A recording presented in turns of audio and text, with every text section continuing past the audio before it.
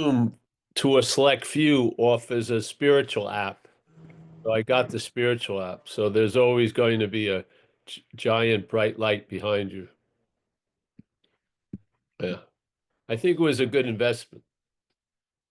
Here we go. Zoom keeps telling me I that don't have it lined up exactly right, but I'll get that done tomorrow, next week. Zoom keeps telling me my image is being enhanced. I want my money back. I think I don't seem to. Oh, the image of being I'm just not seeing it, man. an ant? Mike Clark's an ant? It says it says my image is being enhanced. Oh, yes. Zoom. I see this little button that says enhanced image. I'm like, I want my money back, man. Oh, I'm yeah. not getting any value out of that. You don't want to see what I really look like. Oh, Exactly. yeah. A momentary image of an ant.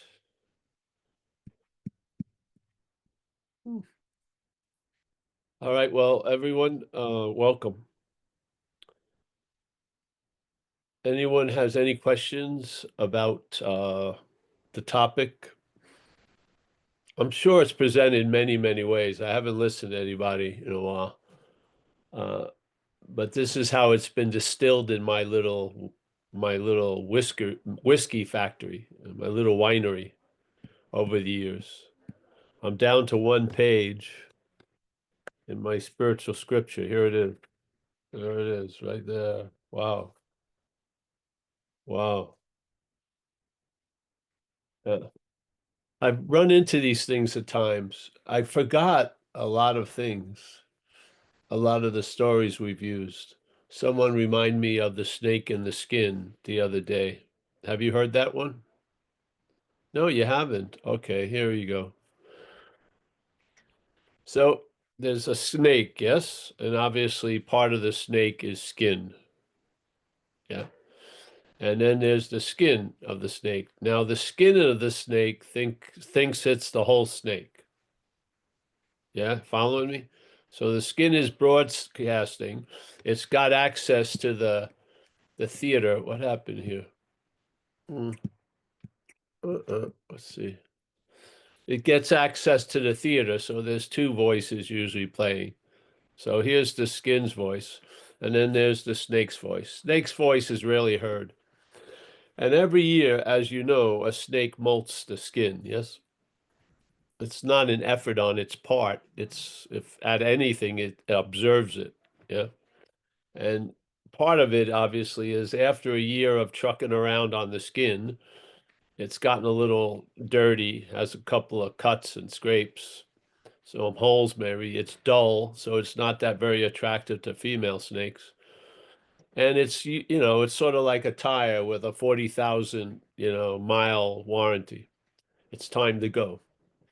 So the skin reacts to that as if it's going to be the death of it, yeah? Because it takes the skin to be the whole snake. And it's living as if it's the whole snake. And it sees this situation as a dire threat. What's happening here? Something's going on. No, something's happening on there. You might be getting bombed by somebody named Dahlia. Yeah, I guess so. I don't know. Something's coming up, like a white paper. Oh. Yep, Dahlia. If you could kick Dahlia's out. All right, kick Dahlia out. Yes. Back in. There was a very famous movie about a murder in L.A., and the lady name was Dahlia, and she was found cut in half. Do you ever hear that one? They have a movie called The Black Dahlia, I think, and it's about this woman. Obviously, she doesn't play any role, but as a two-parted corpse. And it's a mystery about how that happened and before. Interesting movie. So just to block the whatever. So here we go again. So the skin in the snake, the skin is going to be falling off. And obviously the skin program is really blasting away as Armageddon and everything. So the skin is telling the snake, do not go outside. Don't go anywhere. Don't get caught on that rock. Don't do any more. get a lot of moisturizer, stuff like that. It wants to do almost anything to keep the skin in, though the the losing of the skin is going to be beneficial to the snake. Yes? Don't you see? So this is sort of the case with the voice in one's head. The voice in one's head is playing the role of the skin, and you're the unsuspected snake. Yeah. So the skin's playing in your little snake radio station, and it's playing all of these threats that are seen from the position of the skin. Seen from the snake, it's like a hallelujah. Yeah. So sort of this is what it's like. So the head is broadcasting as the skin, and it will do anything, and it's trying to motivate you to do anything to suspend this its end and all this and all that. And yet, for the snake, it would be very, very, very fortunate, and the skin's going to go no matter what. Yeah. So this is sort of the head, and then what we are in a sense. So the head is broadcasting in a very large open theater. Yeah. Uh, the true broadcast is the silence. Yeah. And now there's a voice broadcasting in the silence, and it's talking about a self-centered situation, and you're the star of it. Yeah. The non-existent thing is taken to be the existent thing. So most of your news is peppered with uh, preserving and prolonging and promoting the skin at the expense of the snake. Yeah. So it's really cool to watch when the head reacts to the message of non-duality. Yeah. Because most people think the head's reaction to the message of non-duality was their reaction to the message of non-duality. It is not your reaction to the message of non-duality. Yeah. Yeah. And non-duality has a beautiful way. I think it brings the shit out of the weeds the best I've ever ran into, because most things by now have been co-opted, and the Buddhism is meant to fit around the skin of the snake. Yeah. Yeah. All the self-help things are about prolonging or changing the complexion of the skin, but not questioning the reality of being identified as it. Yeah. So basically, at this point, most stuff has been co-opted, but non-duality stands alone, in my view, because it's nothing. It can't be touched. There's nothing new in non-duality. Every year goes by. You could hear a talk from us 16 years ago. It sounds just like yesterday, because basically, if you don't see this, you're looking from it. Yeah. If you don't see the skin from the snake, you're gonna take what the skin thinks the snake is. Yeah. And you're gonna live from the skin at the expense of the snake. And in this case, we see the skin and all of its little antics from the snake. And we see that the snake is not only, it is not the skin. Yes. Yeah. But most of us, we've already started at we the first like recognition of what we are is a chant of what we're not, literally. Yeah. When you call hearing, and you claim, and there's a claiming of that, and you call yourself the hearer, that is the manufactured point. Yes. And at that point, it doesn't matter what you hear. You're looking from, or you're hearing it from the hearer. Yeah. You're hearing it from that hearer point of view. The point, what non-duality to me does is questions the hearer, not all the things you're hearing, but the hearer of it all. Yeah. And not all the things, we're not trying to create another way of feeling. We're just questioning the feeler. We're not actually, no way am I trying to endorse a new way of thinking. I'm just saying, look at the thinker. And so by doing that, you don't get drawn all out into all the seeking and all the like purple belt, brown belt, black belt, all the hierarchies, all the stuff that every year you get a promotion in your little spiritual like sergeant or lieutenant or whatever. Yeah. So because it's hard to get off a train when it's moving really fast. It's best to just realize to get off at it at the station. It'll save you a lot of trouble. So uh, I found non-duality. Maybe it was the timing when I heard it, but I found that non-duality brought out all the misunderstandings into stark contrast. Yeah, yeah. There was in recovery, we say you have to fit Yeah. you have to fit yourself around life, not you stop trying to fit life around you and you fit yourself around life. Yep.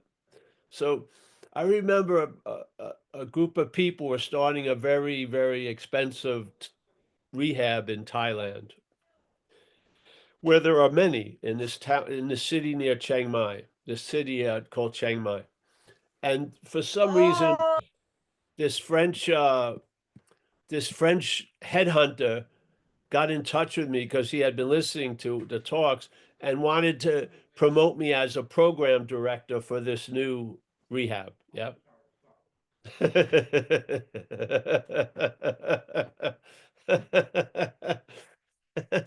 So I got so they called me and I said, I'll talk with them. I don't mind. And I tried to say I would emphasize service, yeah, in the program. And then they said, "Oh, so should we tailor a service for every patient?" I said, "No, you should put every patient into service." Yeah, yeah. And I imagined that the money they were charging had them looking at it the first way, which is let's fit a certain service plan to fit the contours of the patient instead of stuffing whatever contour the patient is in into service. Yeah. So Michael's very good at knocking these people down.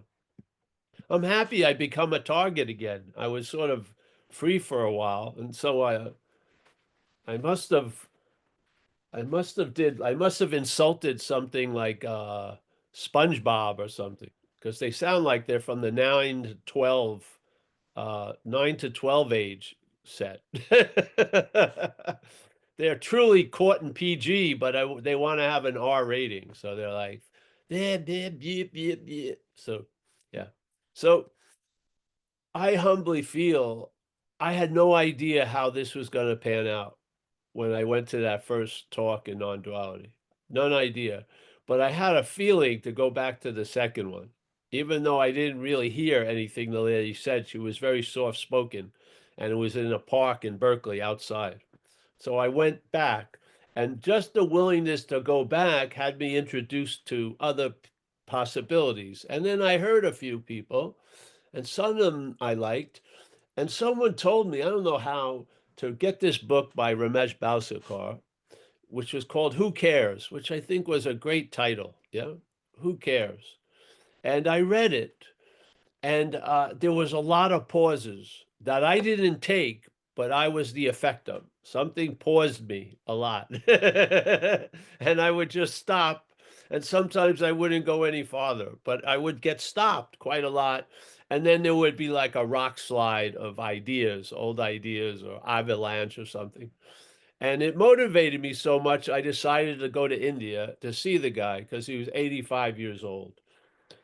And basically, uh, I was convinced on certain levels that led to more being convinced later.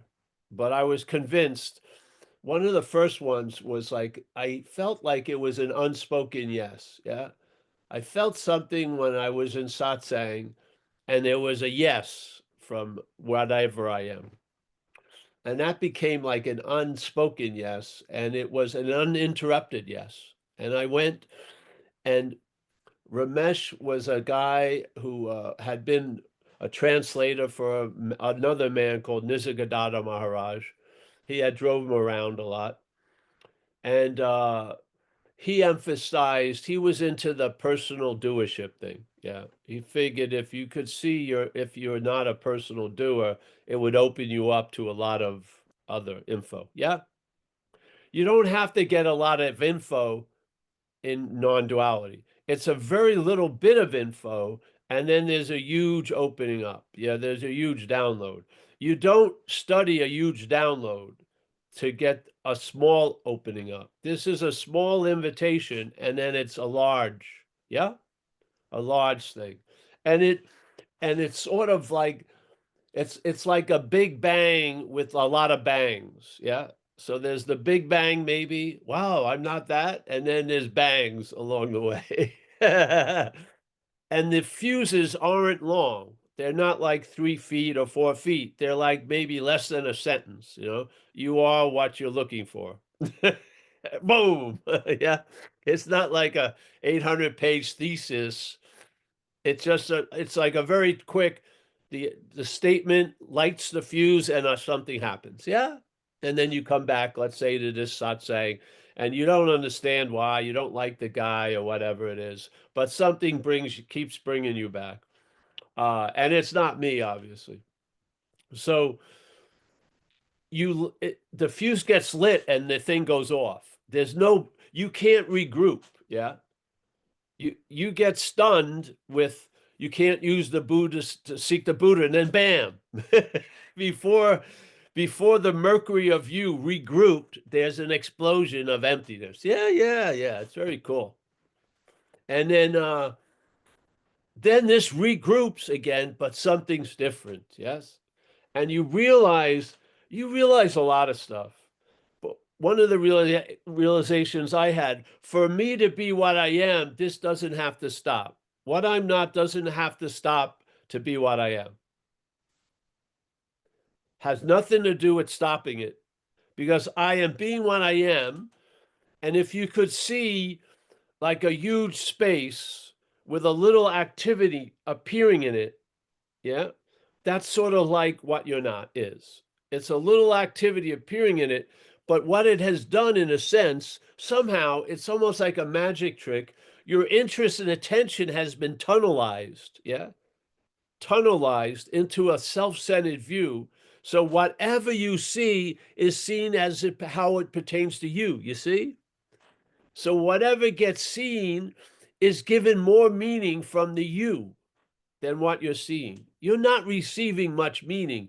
You're just getting a bounce back of the meaning the head is projecting. Yes? And there's just a lot of confirmation bias going on. Huge amount. Boom, boom, boom, boom, boom, boom, boom. Yeah.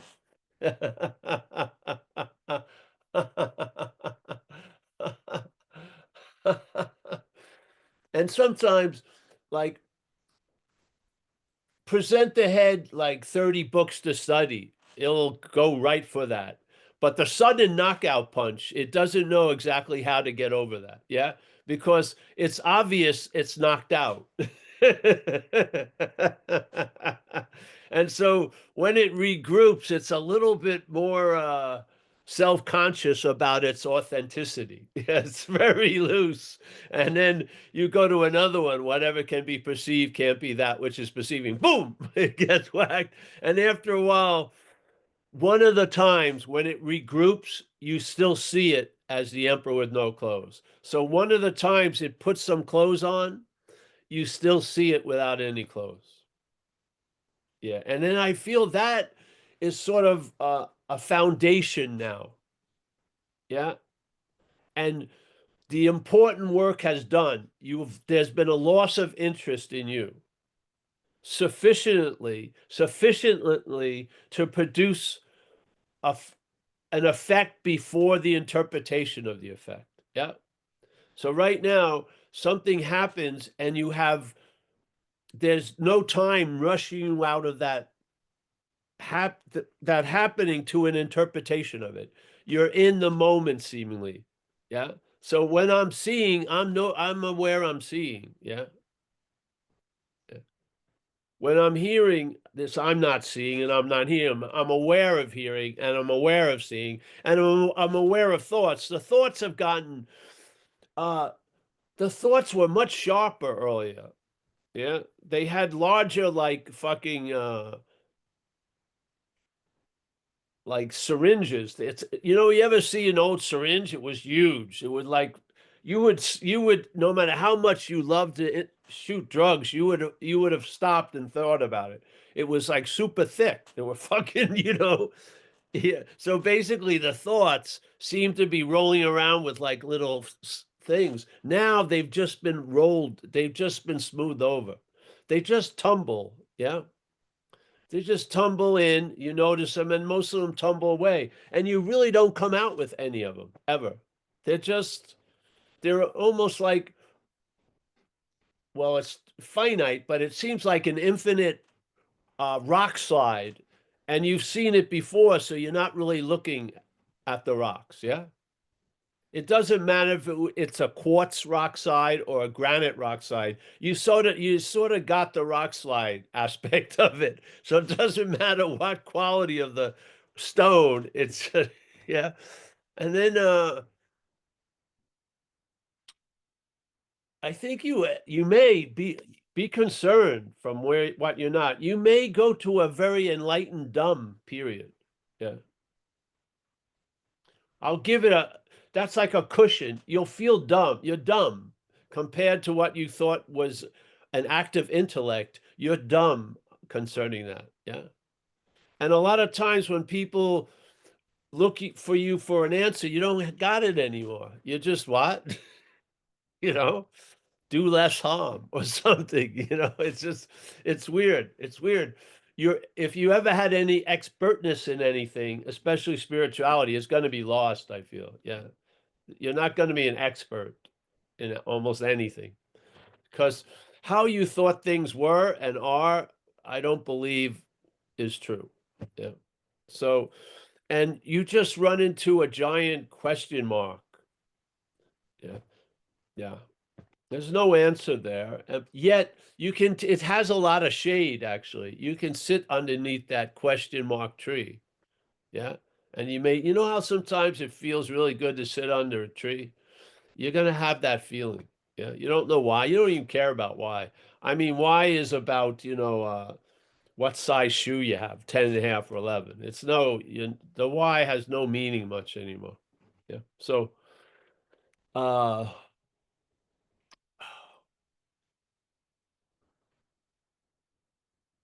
and I've never met anything that brought this stuff up as succinctly and efficiently as the message of non-duality. I truly believe it's the panacea for the age. Yes. Yeah. Nothing. Because we're inundated with so much information. There's so many people sharing, so many da da da da da da da. Yeah. Really, you can get overwhelmed. And people, they visit one web page for a second and they leave thinking they know what the topic is. Yeah.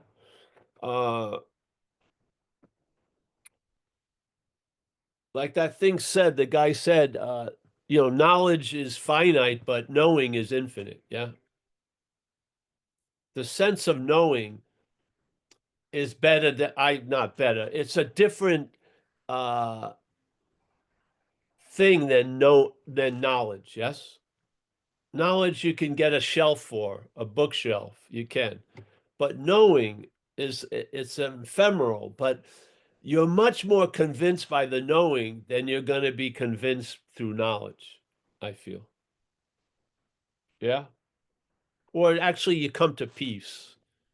There's needs, you don't have to be thoroughly convinced. There's just, for maybe there's a couple foundational denials of certain things. Once you've gotten to a point of being convinced of that, it's like a slide. Yes. Yeah. You just slide into the other stuff. Yeah. When I was going to satsang, I got to a point where I was convinced that it was futile, yeah, to look for what I am. Yeah. It was very clear. It's futile to look for what I am. I didn't know at that moment, yeah, that which I'm not doesn't get that. That which I'm not is going to keep on trying to understand. Yeah. At first did not get that. And then over time I got it. Yeah. So I believed it was either one or the other. It ain't. There's an activity that's happening in a much larger activity. We seem to be directed and focused on the little activity. Yeah. But the larger activity is readily available at all times. So the panoramic doesn't need to deny the myopic, but the myopic can't see the panoramic. Yeah. So our interest and attention directed in self-centeredness becomes a myopic event. Yeah. And of course, we dream from the myopic event that salvation would be a panoramic event. But we believe that we, as the myopic event, would get that. I don't see that. Yeah. I don't see the myopic has the ability to get the panoramic. But the panoramic sees the myopic very, very clearly. Yeah. You start getting messages from the panoramic about the myopic, and they dispute all the ideas you had about the panoramic from the myopic. They do. They dispute them completely, completely falsify these conceptual ideas that everything weighed on you and you fulfilling many, many requirements, like purification or something else. Yeah. It has nothing to do with you. Yeah. We had this today in AA. There's a statement that is very, very important, I feel, in recovery, which is self can't get out of self. Now, it doesn't say what you are can't get out of self, because what you are has never been in self, but it says self can't get out of self. So if what you are is an unsuspected inner resource amongst the what you're nodding all day, yeah, that you is never going to get it, because that you is what we are talking as a self. Yeah. So self can't get out of self, but you have never been in self. So there's no need to get out of it. Yeah. But self can't get out of it. And what most wants to get out of it is self. The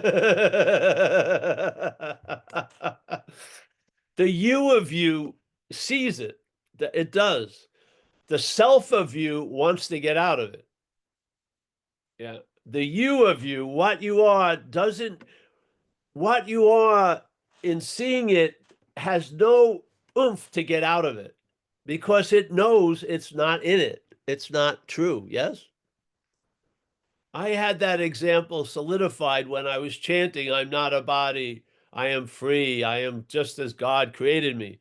And I realized the only thing that would chant it's not a body is a body. There's no way something that's not a body has any misunderstanding about being a body. It's not a body.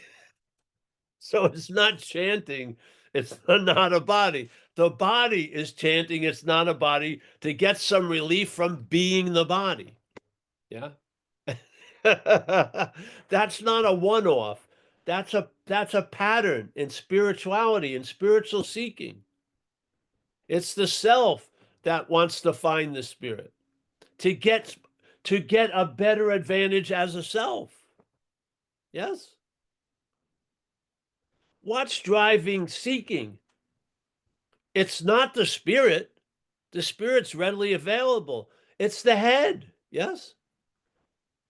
The head has a prior presupposed concrete idea of what you are, and is from there the only way it could look at spirit is something else, and then the whole business of spiritual paths occur. What takes a path? Does a spirit take a path? When I'm going to go hiking, is it the spirit that goes to the trail? It's a body. Yes. The spirit has been turned into a body framed idea called spirituality, and it relies completely on the body changing, purification, this and that, because the spirit is unchangeable. Yeah. There's absolutely no requirement on the spiritual side. The requirements are on our side all the time. Yes. And because we don't know better, people sell us a lot of shit to know better. Yeah. We don't know better, seemingly, so we are apt to buy shit that says this is how you'll know better. Yeah. Has the shit you did worked? Only to, yes, because they failed. Yeah. All the wanting to arrive worked because it failed. Yeah. Uh,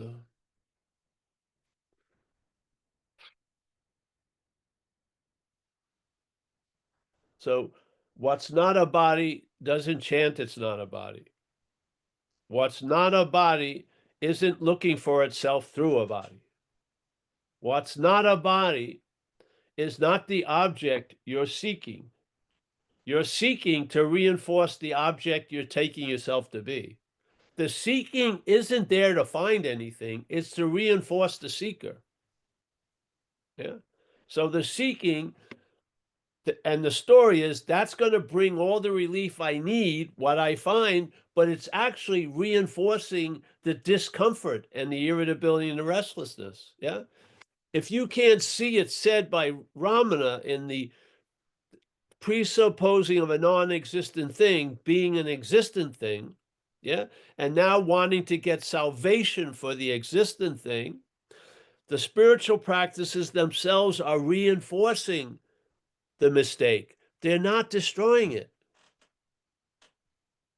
This isn't said from me. It's said from the godfather of non-duality, Ramana Maharshi. Yeah. Do you understand? I don't know. It sounds like he's saying the thing that the head is taking us to be is a non-existent thing. And that which is enlivening the thing is not the thing itself. And we are of that which is enlivening the thing, then, and we are seemingly in the non-existent thing, but we're not of the non-existent thing. And it's super important to have that clear, because if you don't, your spiritual practices claimed as the non-existent thing, as the existent thing, is not doing what you hoped for. They're reinforcing the seeming misunderstanding. They're not clearing it up, other than when they fail. Yeah. So in a sense, they actually have a purpose, but it's not the one we think it is. We're looking for success when the purpose is failure. Yeah. Because it has to fail for the recognition you are what you're looking for. Yeah. Because if you are what you're looking for, you would imagine there's going to be a big drop off in the looking for it. Yes? Don't you think?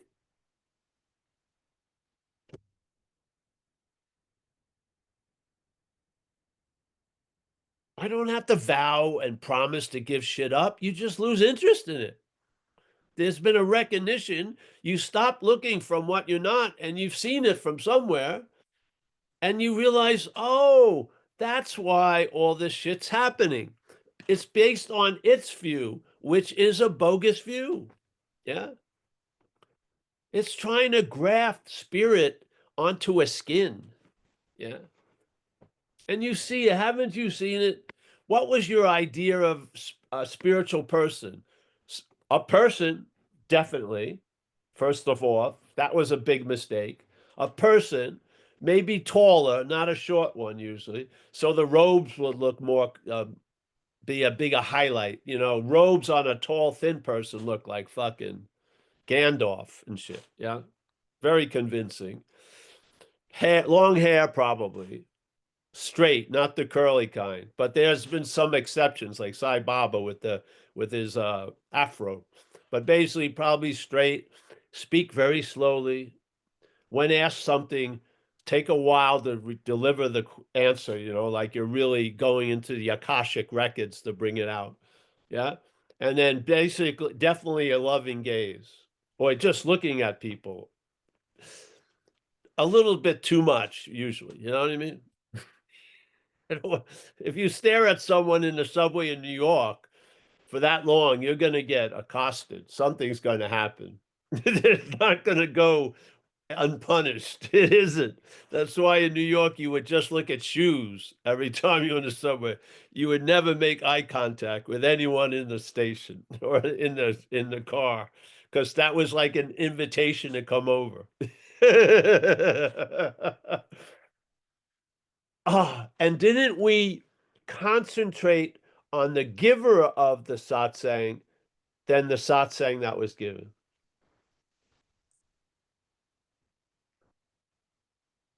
Hmm? Didn't we elevate the person that this water was coming through actually higher than the water itself? Yeah. Setting us up for a deep disappointment when that person showed some, what? I can't believe it, human qualities. Yeah. Yeah. This is all beautiful because it brings up the misunderstanding, and you're in you're in a safe space here. Yeah. Yeah. This gives you the release just to see what you're not. Yeah. By hearing the words of satsang, you'll have an event of seeing what you're not. Yeah. And then the cat's out of the bag. Yeah. It's like Ramana said, you're already in the tiger's mouth. Yeah. You don't understand. The head doesn't understand. Too much has been revealed. It's fucking over. Yeah. It's over. You passed that point. This isn't pre-exam. You're past the exam.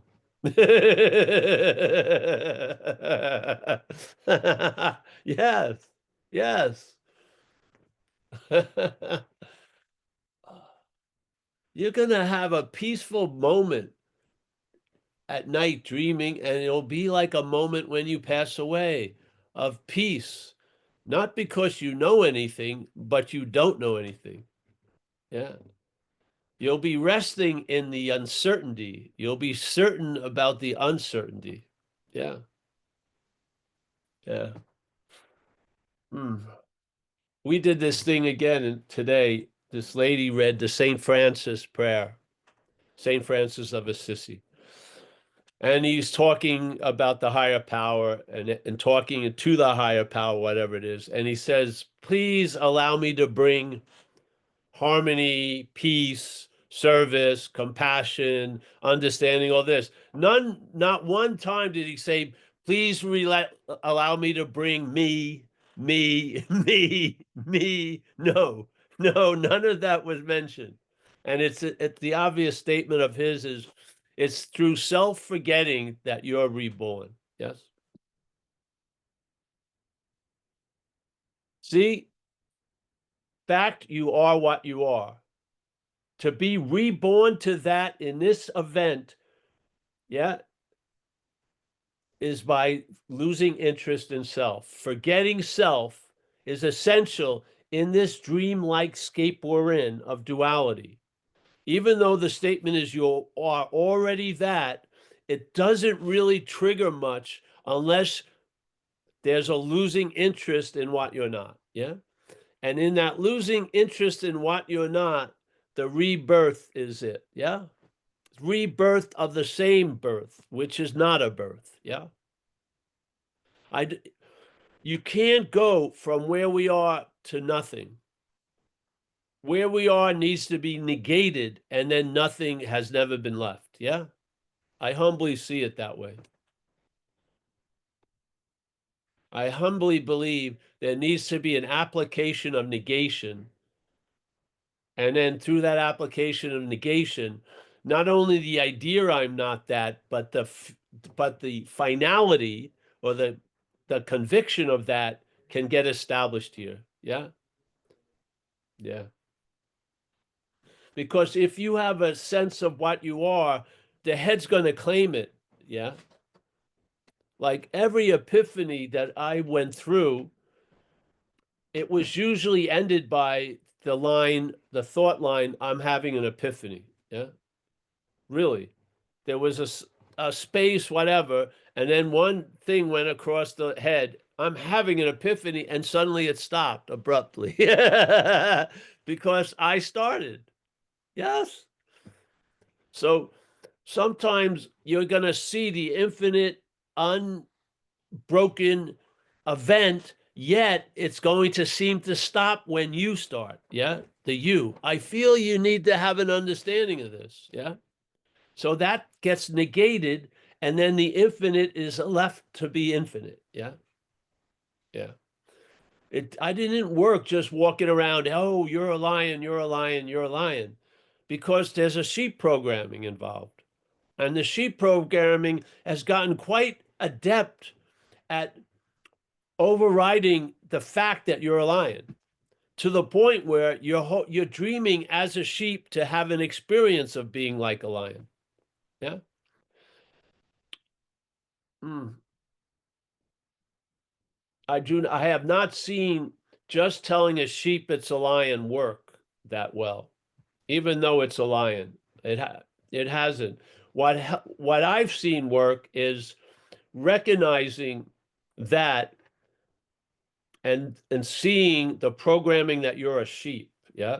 So now you recognize I'm a lion by seeing the program of the sheep. Yes.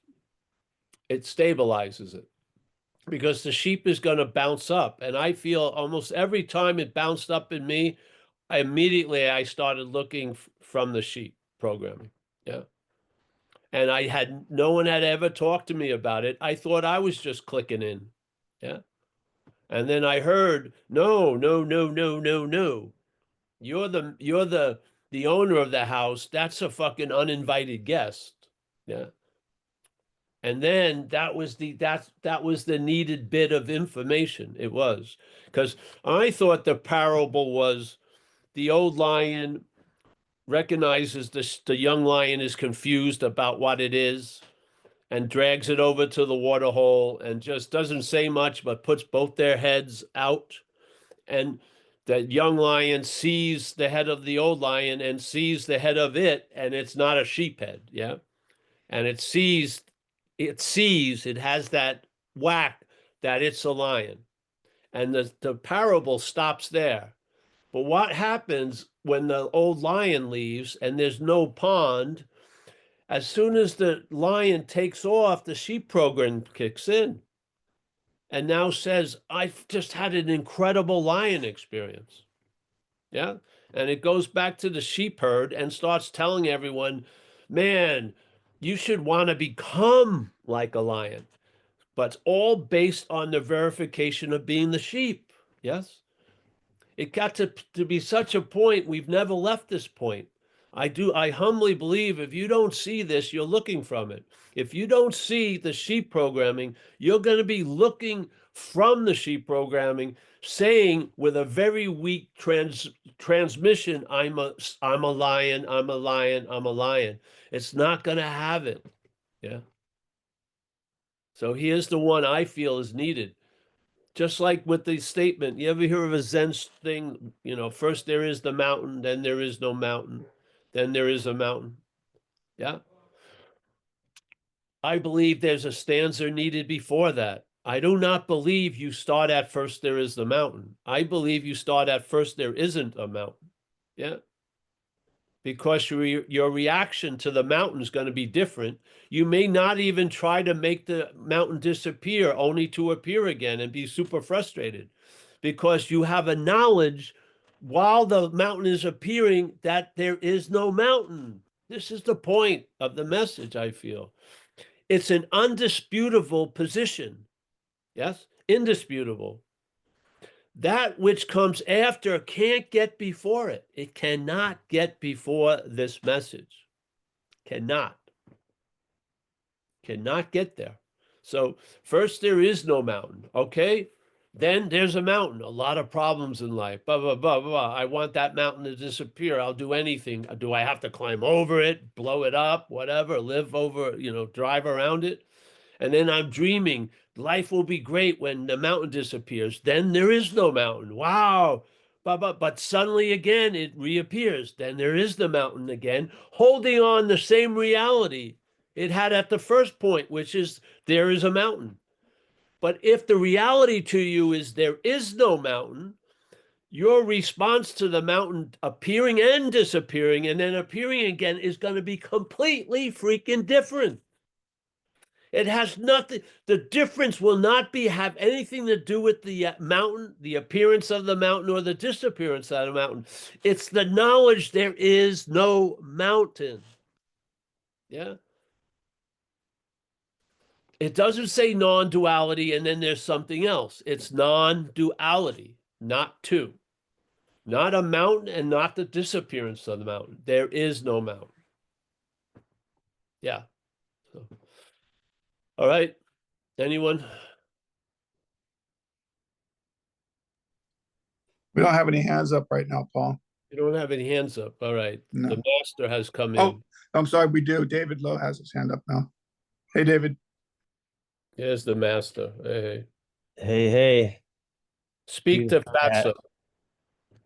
Yeah. Wow. That's her. Yes. I Very see rarely him. seen. This is a very special moment for all of you to see Fatso. She doesn't have Dosh on much. Doesn't come out. Hmm. All right, Dave, let's bring it up. Sorry. It's like I've gotten a better sense some of the meditations I've been doing, listening to you, that how it's deeper than just netty. It's the real sense of I'm not some of these things. But I think that seeing with the senses, seeing and hearing, but especially seeing. I mean, the activity of seeing something, it must be the second fastest process that occurs in time. I Yes. cannot, I don't know, to think that I'm not the seer. It's just, that's more difficult than anything else to But grasp. you don't have to think you're not the seer. You'll sense you're not the seer. Thinking you're not the seer doesn't work. Because Good. thinking is an infection. The thinking is a carrier of an infection. Yeah. Yeah. So the thinking is never going to come around and think it's the seeing. It isn't. It's programmed to support the idea of you're the seer. Remember, it's sort of like we're going to the same court. Yeah. We're not getting a new judge. You're going to the same court and you're going to get the same conviction. So it's like if you're coming out of the body identification, it seems impossible that you're not a body. Yeah? Because Yeah. the body is programmed to keep reinforcing that there is only a body. Yeah? So this isn't about I want to think differently. It's about there's a knowing differently. Yeah. Yeah. All right. Sorry, I go in, but I felt that's important to see. All right. Yeah, really. Thank you. Yeah, I don't think I'm the seeing. I sense I'm the seeing. I think I'm the seer. I don't think there's thinking I'm the seer. Definitely. Now, for me to get counsel, is there a seer or they're seeing? I wouldn't go to the thinker of the seer. Because that counsel is going to have a bias already, isn't it? Yeah. This isn't about the seer saying it's not the seer. It's seeing the seer. Yeah. Seeing the claiming of the seeing and the implying of a seer. That's what it's like. It's not convincing the seer it's not a seer. I wouldn't waste any time trying to convince a program to be different. I just don't see it doesn't work. Yeah. Programs don't, they're they're set already, you know. There's a program, it follows the program. Yeah. Yeah. Yeah. I don't see that's a point. I don't see I can argue my case there. I think you've already been convicted in that system. Yeah. So I would seek counsel somewhere else. Yeah, like when you meditate, you're attempting to seek counsel from somewhere other than the head, I would say. Yeah. Yeah. And you come out of it with knowledge of the head, not head's knowledge. But you come out with knowledge of the head. And hopefully it can crystallize through the understanding of non-duality to I'm not that. Yeah. And once that gets established, there's going to be a migration of interest and attention which you could not conduct or direct. Self can't get out of self. But now you see interest and attention that was fueling the selfing is going to fuel something else, maybe enrich your day instead of enslave it to some yesterday and tomorrow. Yeah. And you're going to observe all this happening. And you're going to, if you're not there already, you're definitely going to come to believe. Yeah. It's just the way you are, because there's going to be unvarnished observation of that what's true is true and what ain't is ain't. Yeah. Yeah. And you are not you, but you're going to find the final authority where you are. Yeah. You don't have to, you'll know something. You won't have to get it authorized. Yeah. You'll know it in your gut. You know, what's the idea of the Satguru? The idea I have of it is it's internally, it's not in appearance. Yeah. So the guru, in a way, is his job is to lead you to the Sadguru, which is where? Wherever you are. A lot of external side gurus in my history, but yeah, wow. Yeah. Can't So hear that often enough. then I know we're turned off by from authority because of the authority that we've listened to, because it's not an authority. It plays one in the head. But there is an authority. Yeah. And you're going to hear a lot of verdicts come down. And you're going to be convinced, I would say. And a lot of things are going to end. Yeah. Yeah. And a lot that you thought may have been lost is going to be easily recovered, because nothing has really actually happened. It is.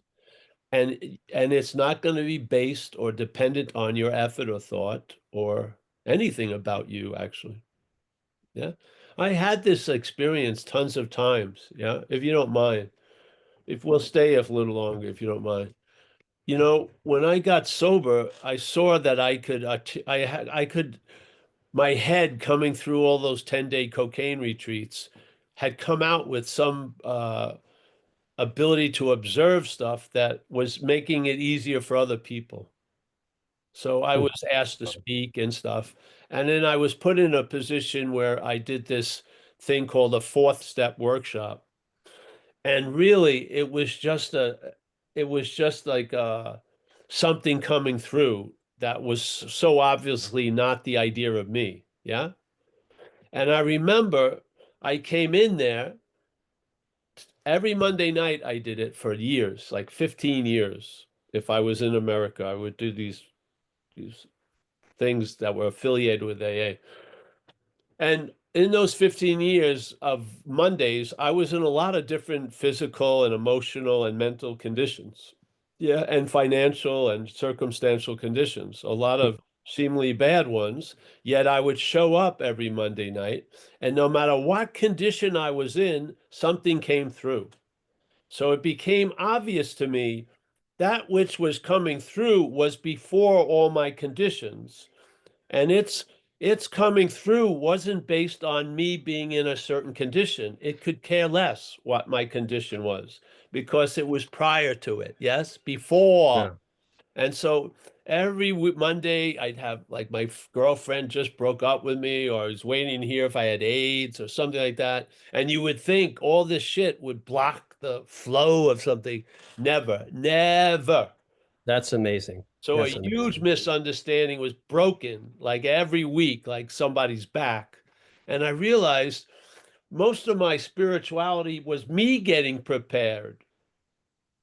When the fact is, it's best to stay unprepared as this me. Yes? Yes. I was playing God with God. It was weird. So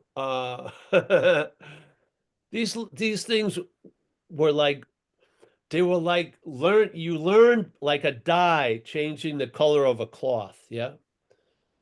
You would just be immersed in something and it would be, no matter what color you thought the thing was, it was obviously it wasn't. And it was this color. Yeah. Yeah. Everything was brought back to its original color, so to speak, which was undeniable. And then you just moved on to the next thing. Yeah. Yeah. And here's the next thing. This is that whole this whole thing got launched by speaking in satsang in AA 33 years, 34 years ago. I had no idea of any of this. I was just willing to be used, and something used me and continues to use this thing. Yeah. And now ultimately, with the agenda, the head having tons of agendas, it has stubbornly surrendered to the agenda of this is the seed assignment. Yeah. So I joke around a lot, but this is serious business to me. I would make an effort to make this commitment. Yeah. And I would hold its importance over most things in my life. At this point, wow, yeah, sure. Yeah. So the head wasn't like that in the beginning, but man, it realized it's not going to win this fucking argument. And it's sort of now it just buys cheap shit at thrift stores. Yeah. Then I end up with 55 bags, and then I bring it to a place that works with street people, and now they have a nice bag from Italy while they're in the Tenderloin in San Francisco.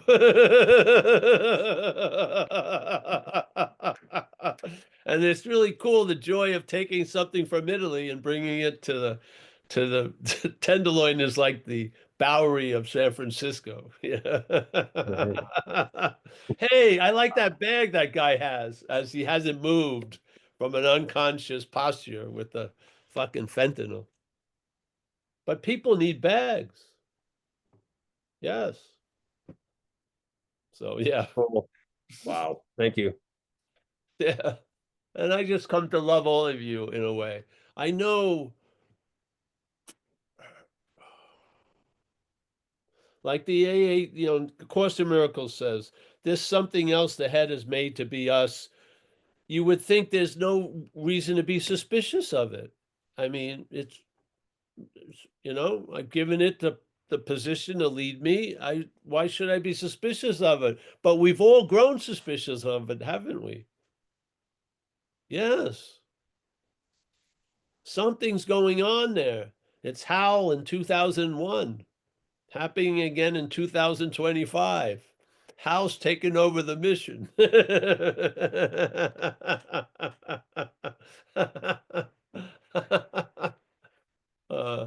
All right. Hey, Paul, Travis has his hand up. All right, Travis, come on in. Howdy. Hey, Travis, how are you? I'm good. How are you? Good. So yeah, your message has been really resonating with me, and in practicing the negation idea, and in catching myself sort of be involved and identified with what the head is doing. I found that through negating can sort of, once I see it, and negating can sort of like snap me out of it, but then there's another part of the head that almost wants to like claim the negating process Yes, it's the same afterwards. head that was claiming the other stuff. Exactly. And then that was just like another layer of it.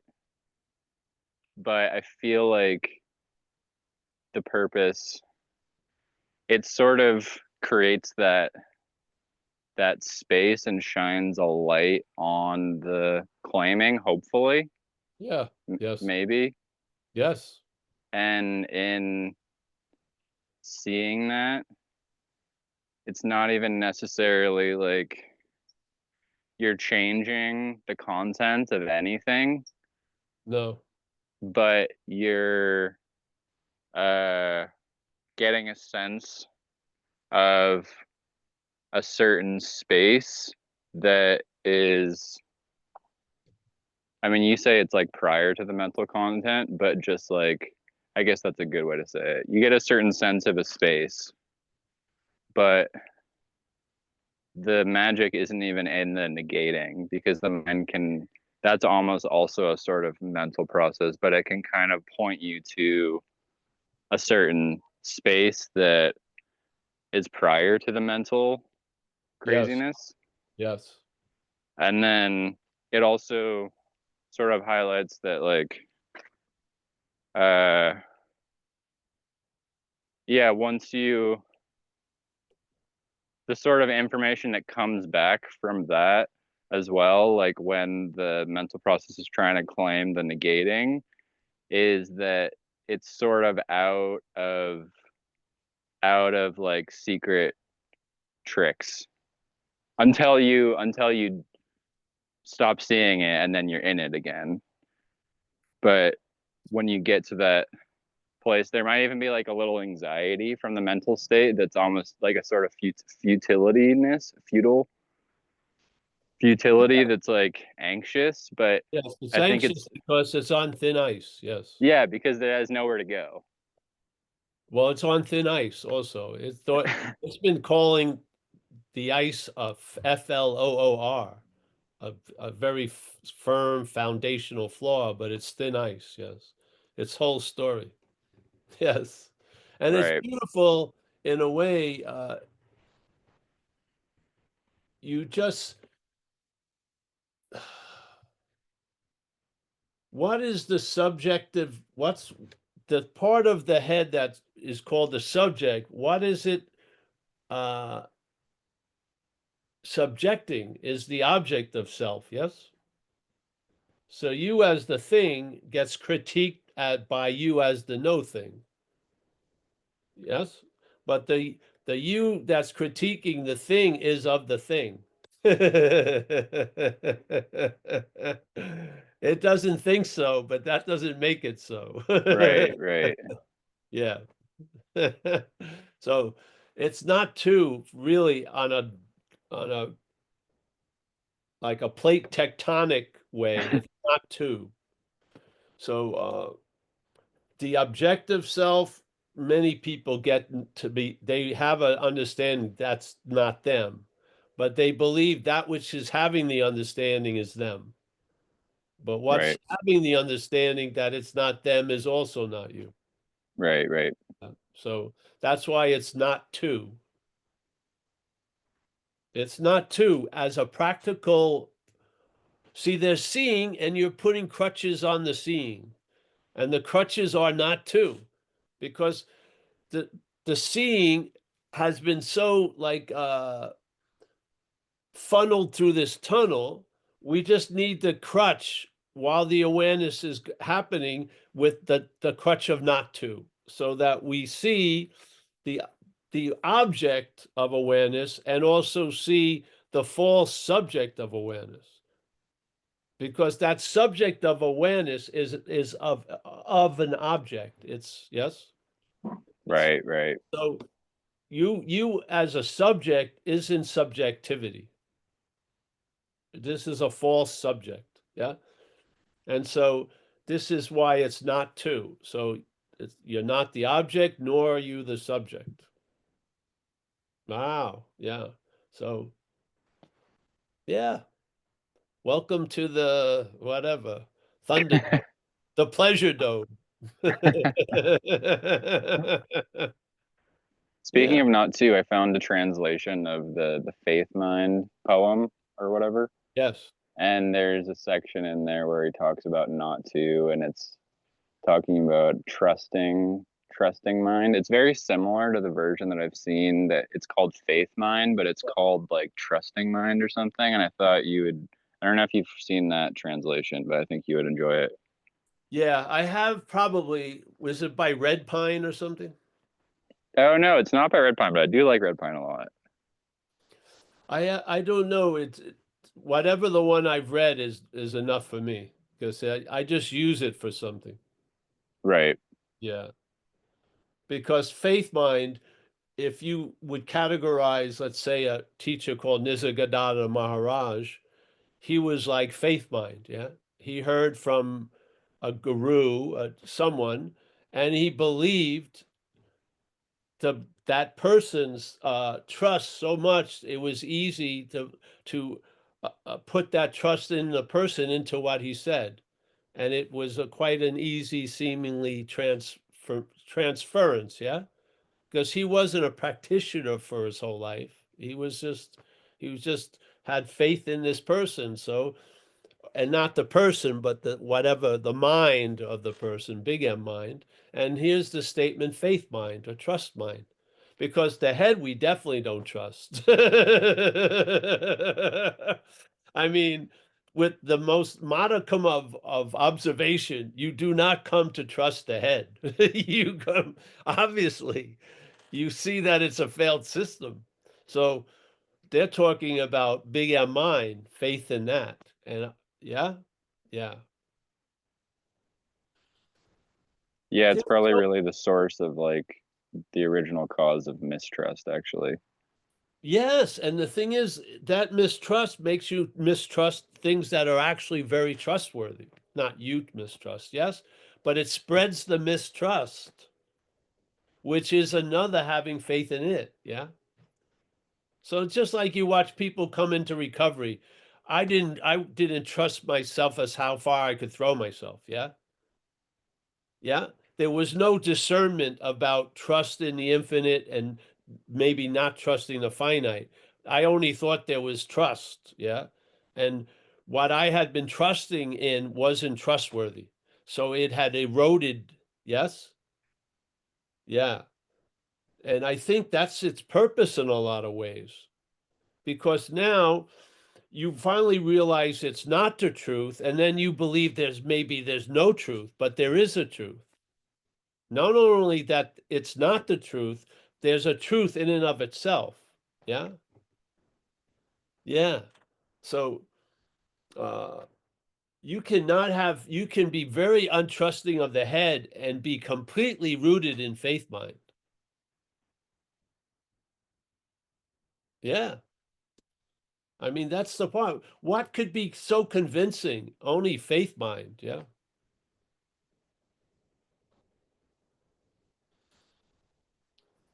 So yeah, it's good to see you, bro. Come on over. Your fire's on. Just keep throwing logs. Yeah. Really. Yeah, That's what I would do. When I was excited about it, I threw in, I didn't, it wasn't the quality, it wasn't the quantity of the logs, it was the quality of the logs. Yeah. I throw in certain these things like whatever can be perceived cannot be that which is perceiving is truly a master class in its one little statement. It is literally.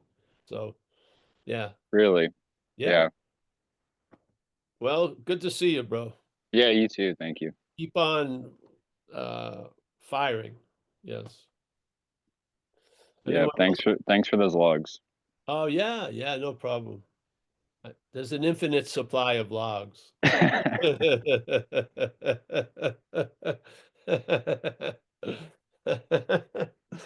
Getting dark here. I should turn on a light. Yeah, there we go. Thank you. I have my friend here, and he's so quick at responding to the moment. He turned on the light before I could get to the light here.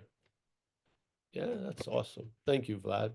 My friend Vlad is here visiting from Portugal.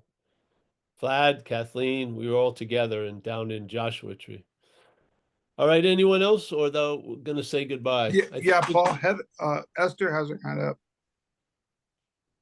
Kinda. What? Esther has her hand up. Oh, you have your hand up, Esther.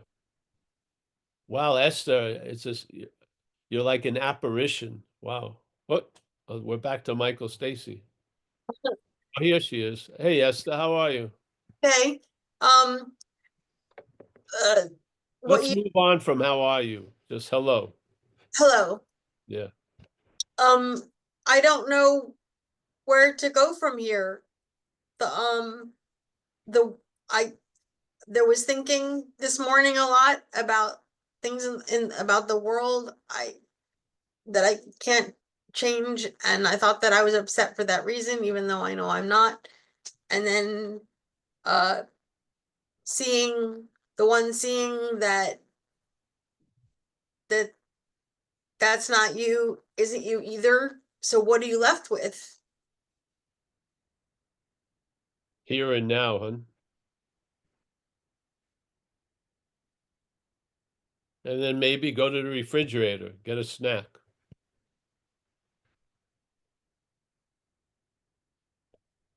Hmm? Yeah. Worst comes to worst, go out and help somebody.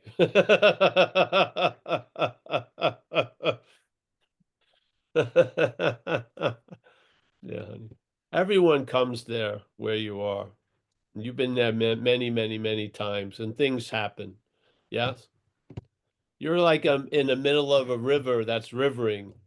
Yeah. The fear that you've stopped hasn't convinced the river it stopped. So the river keeps rivering. Yeah. You just go along with it. Or don't. You're going to be moved anyway, either way. Yeah. So seeing what you're not is more of what you're not. No, seeing what you're not is what you are. But the one How claim, could how could how could what you're not see what you're not? It's not there. It's what's actually here sees what's not there. Yeah.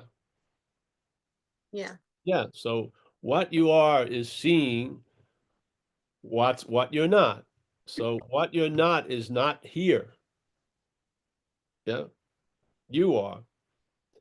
In its world of there's where what's you're not is. Yeah. Past and future, this and that. Yes. Hmm? Mm-hmm. So right now, get comfortable in the here and now. You can't believe how many chaise lounges will appear. Lazy.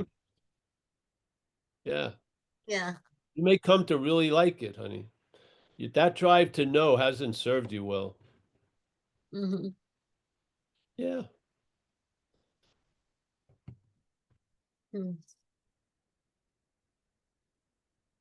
So I like what you said about the feelings sometimes get intense, and to recognize that there's no feeler really puts really,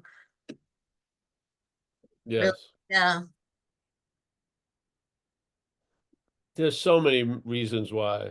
So a certain feeling claimed by a feeler and the belief in the feeler of being this and that just gives so much meaning. Yeah. Yes. Yeah. There's so many forbidden feelings that you may have that you're going to be tortured for having by the feeler. Yeah.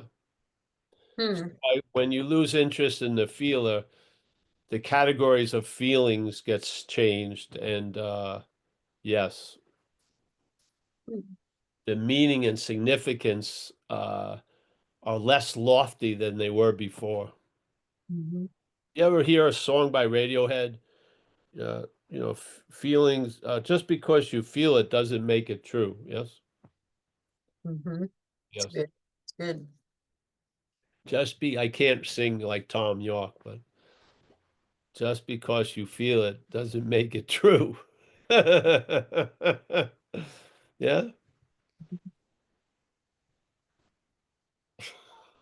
Thank you. I feel shitty constantly sometimes physically. Mm-hmm. Yeah. Getting older. Uh,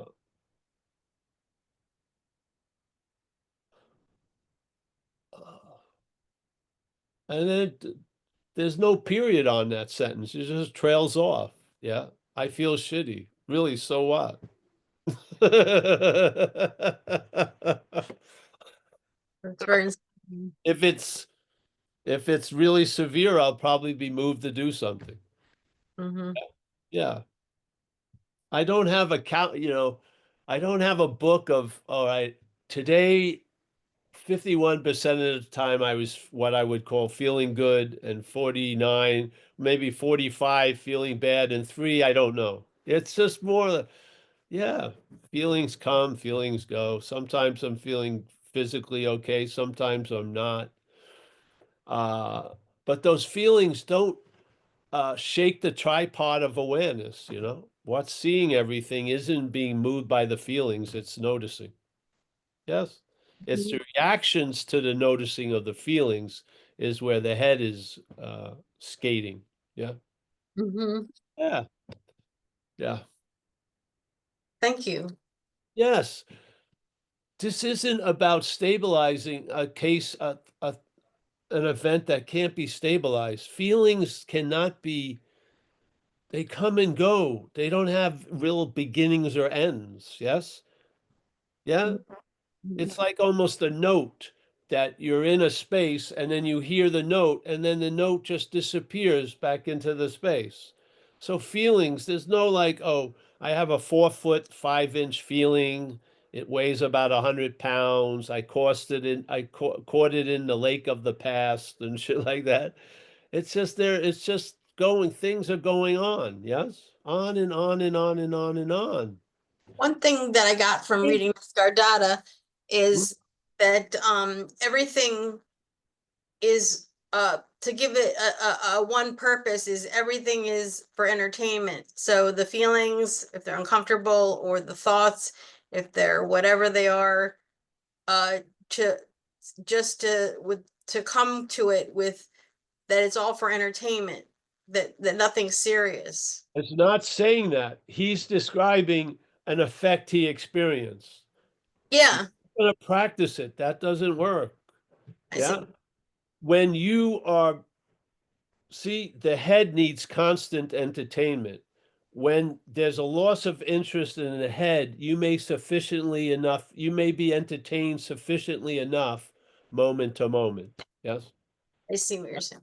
Just by it. But this is not a call to become something. It's when it's a possibility of what you already are to appear Yes, this way. And he was just sharing a possibility of what you already are, how it could appear here. So you yes. see, you're not that which demands entertainment. And therefore all these things are coming to you with highlighted because they have a purpose to the head, which is to entertain the freaking head, like drama. People Mm, are addicted to drama. Why would you be addicted to drama? There's not that much value in it, but the entertainment value is high. Yeah. mm-hmm, So the addiction of the head demands drama about everything. mm-hmm, Yes. What would happen if that which is demanding the entertainment lost interest in it? Then the feelings wouldn't feel like the entertained feelings. Don't you see? mm. Having a catastrophic feeling every 5 minutes wouldn't be happening. Yeah. It's the head giving the meaning to the feeling. The feeling isn't what hitting your shore like a wave. Yeah, it's projected by the feeler is giving most of the meaning to the feeling. The feeling isn't giving you that much meaning. You're being entertained by the meaning the head has given it. And it turns into an addiction. People are observing themselves way too much. Literally. Yes. Can you say it again? Your experience? So it's an experience of experiencing, and that's experienced as entertainment. It's not that everything is entertainment. I'm saying, Esther, from my getting to know you, you have a close eye on all the movements in you all day. Yeah. If Mhm. you had a calculator, you would probably count the thoughts that you've noticed. And you would, like a Weight Watcher, you would try to come to some kind of condition by weighing how many thoughts you have. Yes, you have that kind of head, don't you? Sometimes. from noticing you, and you're very serious, and I don't think that serves you well. Yeah. A lot of feelings are meant to be unobserved. There's tons of them. If you keep watching them, you're probably going to see what you're looking for. Yeah. It's like it's like tying every feeling to another feeling. Yeah. Just have interruptions in the non-interrupted observing of you. Just lose yourself in something. Yeah.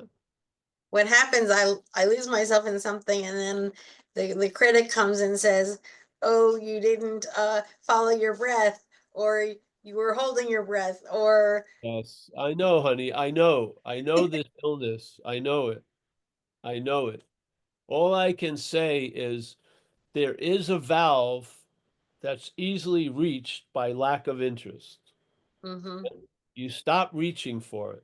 You stop reaching for to try to corral or change or redirect the thoughts. Its loss of interest is in the key, and really the loss of interest is in this idealized thing of Esther. Yeah. And Esther can't lose interest in Esther, but you can lose interest in Esther. yes, Yeah. And I've seen it over years. You've gotten less serious and more happy. yes, Exactly.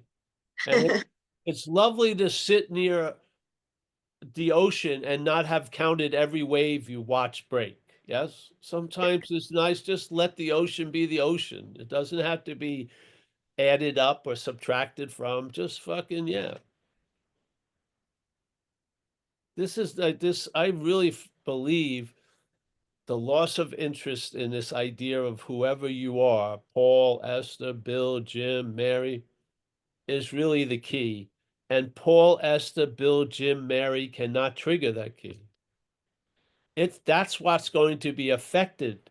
It's not going to cause the effect. Yeah. That which you're going to lose interest in isn't the one that's losing interest in it. Yeah. Yes. Yes.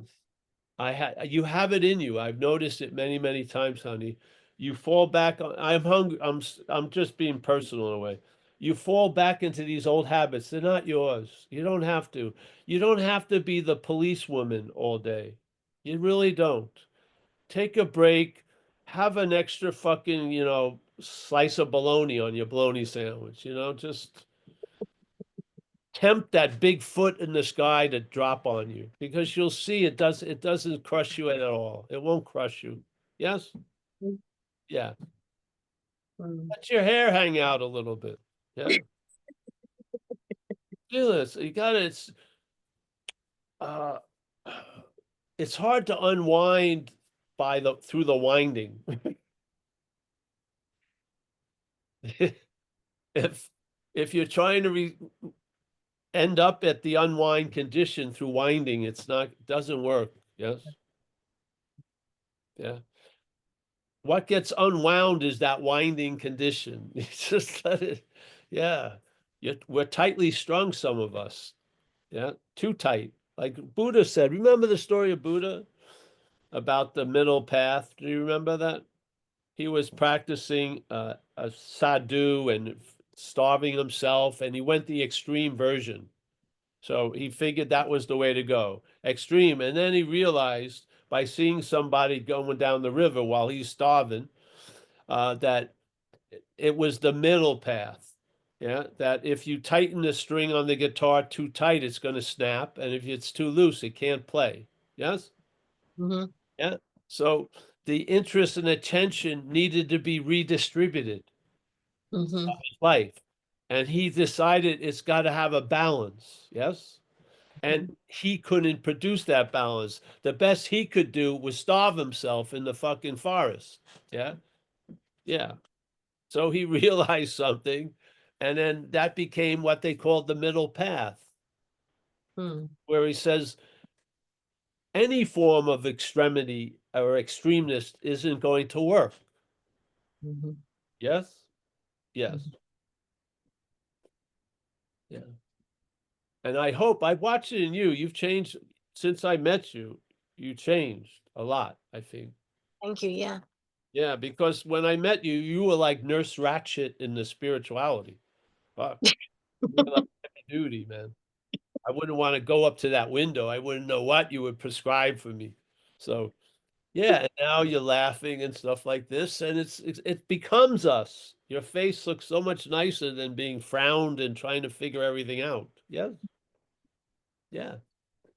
Go to an aquarium and don't name the fish. Yes, just you'll go back and say, I don't know what I did, but I feel a lot different. Just see fish, see feelings, see thoughts instead of having them itemized and everything. Yes? Oh, nice. Yeah. Yeah, have a nice day. And if it's, if you can't get out, watch something. Watch watch someone else's drama with much better production and much better direction on a fucking movie instead of going over your drama all day. Yeah. Yeah. Not yours anyway, but you know what I mean. Yeah. We love you, Esther. You're a lifetime member of Zen Bitch Lab. And there's there's no woman or man left behind. First of all, I never thought there was anyway there, but we don't let any of our women or men behind. So yeah. Yeah. And here you are beaming now. So yeah, just go with that. Don't go, what did I do to be beaming? Nothing. You didn't do shit. You're just here. We're laughing. You're feeling better. Fantastic. Yes? Yes. Yes. There you go. Thank you, Paul. You're welcome, honey. Yeah. Hey, I think that's it, for tonight. It's a great note to end on, Esther. Esther. I had the privilege of meeting Esther a couple times live. Very nice. All right. Thank you. Mike Clark. Arrivederci. Steve C. You didn't miss anything, Steve. Don't worry about it. You didn't miss a 13-hour drive home, which should only have been 9.5 hours. It was like an odyssey. It was difficult to get back. And then we had a person that got home super fast and keep calling us, telling how fast they got home. Yeah, that encourages support. Uh, I ended up getting 3 hours sleep because that morning I took my girlfriend to the airport and I was like, I'm going back to bed. yes, probably a good move. Yes. And Yeah. you can watch the video of this talk. Nah, I don't bother. I'm not really. Wait, wow. I'm not interested in this stuff. I just come here for the entertainment value. All right, good. All right. All right. Kathleen, always a pleasure, Kathleen. Yes. David Lowe. Yeah. James Parker, nice to see you. Ernie, let the willingness take you, bro. Just go with it. Yeah. Yes, well, thank you. When I hear you, I hear willingness, and then I hear the head come from behind. Yes. Let willingness win the day, so to speak. Yes, yeah. Stephen Mack, but having never left. Susan Harris, yes. Joy to know her. She takes care of Zen Bitch Lab. A lot of people here allow, because I don't know, if I was in a homeless shelter, I may not have good Wi-Fi. It may not. And then these Zooms wouldn't work. So, yeah. And here's Amelia. She's here. My friend Vlad, the dog and the cat. All right, Judy Lovins. Judy Lovins, I absolve you from any Zoom bomber or anything the Zoom bomber did yesterday, today, and for the complete future. Okay? You're absolved. You had nothing to do with it. You weren't supposed to stop it or start it. Yes. There you go. We're not thinking anything about you, but loving, a loving sense captured by your last name, Lovins. All right, we have Claire and Sydney. Nice to see you, Claire. I'm so happy people from Australia come back because I like to be reminded of Australia because I like Australia. So when you come, I remember my time in Byron and Sydney and Perth and Geraldton and all those weird places. Yes. Heather, there you are. Heather, I got the onesie. I'm not wearing it yet. Okay, you like it? I love it. I like the color. Yes. Good. Did you get your card? I got the card, the avocados. Yes. I got the whole thing. It's out in you got some great cards. Yes. I love like them those. pop up. Very nice. So thank you so much. Yes. I got a lifetime supply of pop-ups for you. Well, bring them on. I hope every pop-up I get is another year of being alive. Yes. So keep the pop-ups coming. So I pop up. Yes. All right. We have let's see, Ernie. I think we got everyone.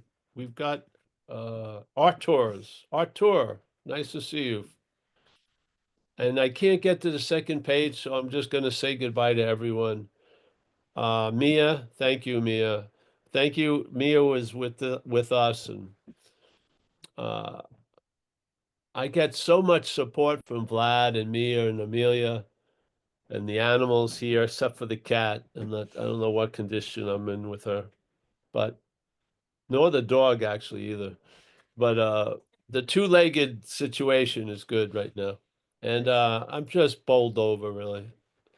Yeah, how uh, yeah, just very appreciative. Thank you. Thanks, everyone.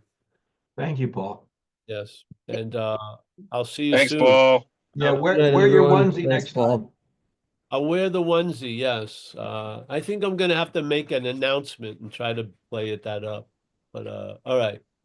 Thanks, And Paul. yeah, we'll see you soon. Bye-bye. Bye. Thank you. Paul. Thanks, Paul.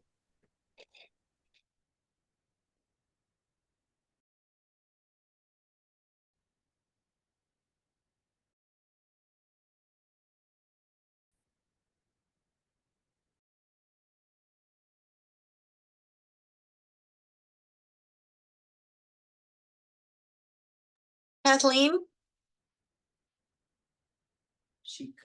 Yes, Esther. Hi, Hi. that was an awesome talk. Oh my God, he's on these days. So on. Did you guys have fun? Looked like Oh a lot of my fun. God, it was amazing. Oh, It was very surreal to see Shannon Quickery in person mhm. this time after seeing her on Zoom for years. Right. She's so beautiful. Oh my God, what a character. As soon as she got in the car, I had to take her picture because I'm like, look at you. Bill? Look at you. And then I was like, I just couldn't stand not touching her. I had to touch her a lot. I can touch Shannon. Because it was just such a surprise, because it was just so spontaneous that the way the whole thing happened. And like, it was surreal. I had no idea I was going to meet Shannon right this year, right now. I thought years from now, probably I might, when Tema was bigger. I just never, yeah, really cool. Nice. Cool. Yeah. Yeah. How you doing? You look good. You look happy. You look smiley. Yeah, thank you. Thank you. Read it. We got into Nisgardata a lot. Not reading it as much and the course and just well, but Paul put a thing in it that you're you're seeing what you're not, but he said that